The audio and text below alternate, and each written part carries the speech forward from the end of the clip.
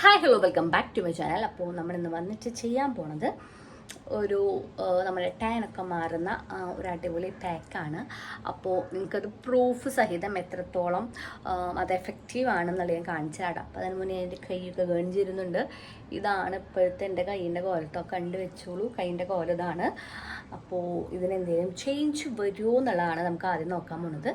അപ്പോൾ നമുക്ക് സ്റ്റാർട്ട് ചെയ്യാം. ഈ ഒരു പാക്ക് ഉണ്ടാക്കാൻ നമുക്ക് ആദ്യം വേണ്ടത് നമ്മുടെ ചെറുപയറാണ്. അപ്പോൾ ഞാൻ കുറച്ച് എടുത്തിട്ടുണ്ട്. പിന്നെ വേണ്ടത് നമ്മുടെ ഉരുളക്കിഴങ്ങാണ്. ഇത് രണ്ടും കൂടിയിട്ട് കഴുകിയിട്ട് ഇത് അരിഞ്ഞിട്ടിട്ട് നമ്മൾ മിക്സിയിലിട്ട് അടിക്കണം.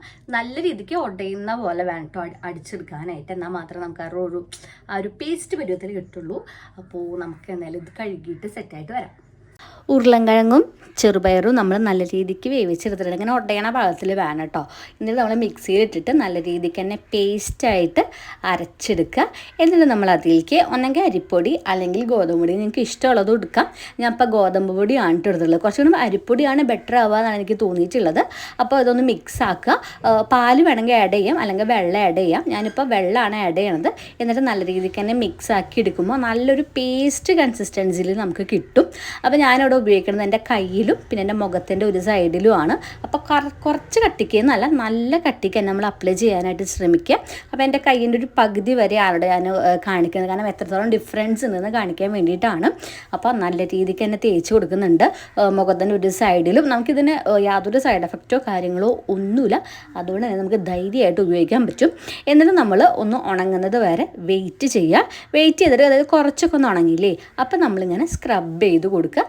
അങ്ങനെ സ്ക്രബ് ചെയ്ത് കുറച്ചധികം നേരം സ്ക്രബ് ചെയ്യണം കേട്ടോ. നമുക്ക് കുറച്ച് ക്ഷമ വേണം. പക്ഷേ നമ്മൾ നല്ലോണം സ്ക്രബ് ചെയ്ത് കഴിഞ്ഞിട്ട് നമ്മളൊരു എന്താ പറയുക കോട്ടൺ പാഡ് വെച്ചിട്ട് റിമൂവ് ആക്കുക. അപ്പോൾ നിങ്ങൾക്ക് മനസ്സിലാകുമ്പോഴത്തേക്കും എൻ്റെ ഈ ഒരു സൈഡിലെ കളറും അതുപോലെ തന്നെ എൻ്റെ അപ്പുറത്തെ സൈഡും തമ്മിൽ നല്ല ഡിഫറൻസ് ഉണ്ട്. അപ്പോൾ ഞാൻ മുഖം കഴുകി വന്നിട്ടുണ്ട്. അപ്പോൾ ഈ ഒരു ഭാഗവും എൻ്റെ അപ്പുറത്തെ സൈഡും കണ്ടെങ്കിൽ മനസ്സിലാവായിരിക്കും ആ ഭാഗത്ത് ടാൻ മാറിയിട്ടുണ്ട്. പക്ഷേ ഈ ഭാഗത്ത് ഇപ്പോഴും ടാൻ ഉണ്ട്. പിന്നെ കയ്യുമ്മത്തെ കളയാമെന്ന് വിചാരിച്ചു. കയ്യും ഞാൻ ആദ്യം ഇതുകൊണ്ട് തന്നെയാണ് കഴുകിയത്. പിന്നെ ഞാൻ നോർമലി വെള്ളം വെച്ചിട്ട് വാഷ് ചെയ്യുകയാണ് ചെയ്യുന്നത്. കയ്യിൻ്റെ റിസൾട്ടാണ് എനിക്ക് അത്രയും അടിപൊളിയായിട്ട് തോന്നിയത്. എനിക്ക് ഈ ഒരു ക്യാമറയിൽ എത്രത്തോളം തോന്നുന്നുണ്ടെന്ന് എനിക്ക് അറിയില്ല, പക്ഷെ നല്ല റിസൾട്ടാണ് കിട്ടിയത്. അതുപോലെ ഭയങ്കര സോഫ്റ്റ് ആയിട്ടുണ്ട്.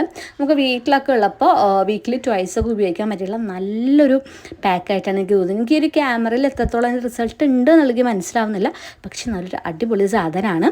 എനിക്ക് അത്ര ഇഷ്ടപ്പെടുക. കാരണം ഇത്രയും അടിപൊളിയായിട്ട് ടാൻ മാറി വെച്ചെങ്കിൽ, കാരണം നമ്മുടെ കയ്യുമ്പോൾ കാര്യമൊക്കെ അത്രയും ടാൻ ഉണ്ട്. അപ്പോൾ എല്ലാവരും ട്രൈ ചെയ്ത് നോക്കുക.